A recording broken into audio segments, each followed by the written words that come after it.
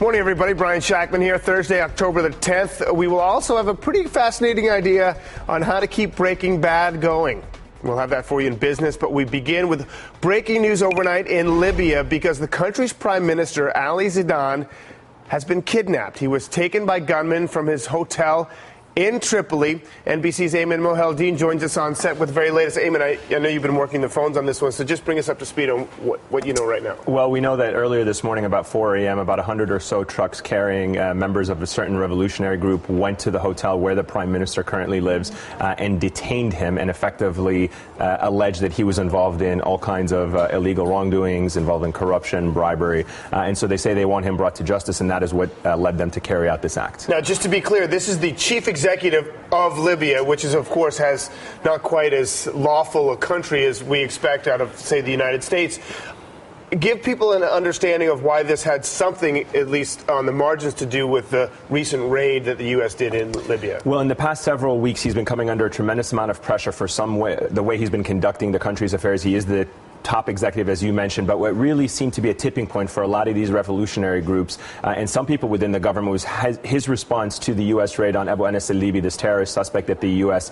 captured in a raid. Many Libyans felt that this was a infringement of Libyan sovereignty. They wanted the Libyan government to come out with a very strong condemnation, perhaps even to some extent suspending ties with the U.S. He, however, as the chief executive of that country, came out and said this would not affect U.S.-Libyan relations, and that angered a lot of people. We do have to quickly clarify. I mean, the goals here, are they trying to have a coup? Are they going to kill him? I mean, give people a sense of the gravity, or it's not quite that serious. No, absolutely not. There's no intention whatsoever to cause any harm to him. He said he's being treated well. He was allowed to call his family, as we understand it. They say they want him to be brought to justice. Now, how that's going to happen in a country like Libya with a very young justice system, still very unclear. All right, Ayman Mohaldin, we're lucky to have you today. Appreciate the insight.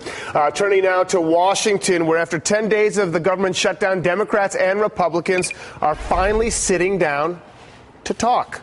Later today, President Obama will host a handful of Republican lawmakers at the White House in an effort to find a solution that would reopen the government and avoid a default. The president invited all 232 House Republicans to the meeting. However, House Speaker John Boehner decided to send just a handful of party leaders and committee chairmen. White House Press Secretary Jay Carney responded to Boehner's decision, saying in part, President Obama is disappointed that Speaker Boehner is preventing his members from coming to the White House and that the president thought it was important to talk directly with members who forced this economic crisis on the country. Any hope for a breakthrough now appears to be focused on a short-term deal to increase the debt limit, and now new polling shows the fallout over the shutdown and debt limit standoff has taken a greater toll, on Republicans than it has on Democrats. A new Gallup poll finds the favorability of the GOP has fallen 10 points over the last month to 28%. 62% of Americans now have an unfavorable view of Republicans in Congress. Democrats have seen just a 4-point drop in their favorability. The dysfunction in Washington has also become the number one concern of voters. At 33%, it's also the first time since 2008, and this is significant, that the economy was not Americans' top concern. As we near the Treasury's October 17th deadline for the debt limit, some Republican lawmakers are questioning the severity of the fallout if no deal is reached. Many nonpartisan economists, and even including some of the biggest banks in New York, say if you fail to raise the debt limit, it would be a catastrophe for the world economy. That doesn't convince you enough, those types of minds? I'm not convinced that's true. When you look at, I've talked to economists and, read a lot of articles on this and talked to bankers, and we're not going to go into default. And so hitting the debt ceiling doesn't equal defaulting. I think it's irresponsible for any leaders from Washington to indicate that America would default and not pay her debt. In fact, I think it would be reassuring if the president would come forward and say, America has never defaulted on her debt, and America won't. One reason we won't is we bring in $250 billion in revenue every month, and the interest payment's $20 billion. I can't think of a reason why you would never pay the interest on the debt.